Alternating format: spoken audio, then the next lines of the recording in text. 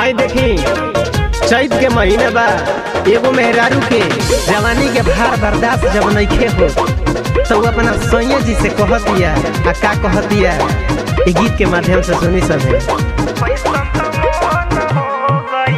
चढ़ गइल सैया चैत महीना, लहंगा लेटा गइल चुअता पसीना। चढ़ गइल सैया चैत महीना, लहंगा लेटा गइल चुअता पसीना। बहरी रसदार जो बहन हो गईल, बड़ी रसदार जो बहन हो गईल। लगे आवो ये बोलमुआ कैसन तमन हो गईल, संगहि सुता ये साजनमा कैसन तमन हो गईल।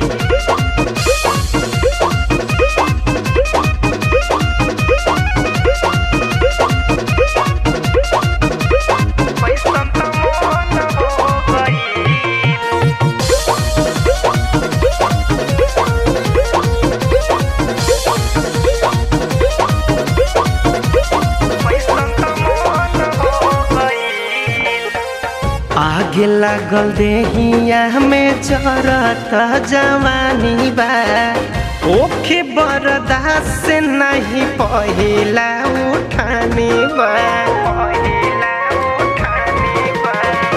आगे लागल देहिया में जरत जवानी बा, ओखे बर्दाश्त से नहीं पहिला उठानी बा।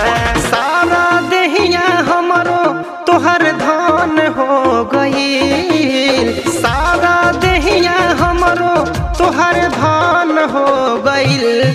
लगे आवो ये बोलमुआ कैसन तमन हो गईल, लगे सुता ये साजनमा कैसन तमन हो गईल।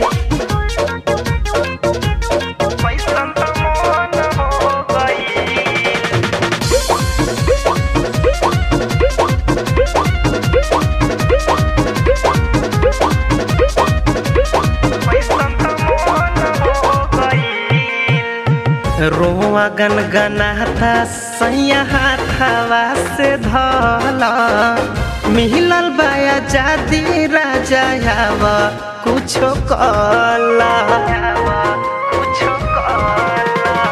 रोआ गनगनाता सैया हाथवा से धला, मिलल बाया जादी राजा आवा कुछो कला।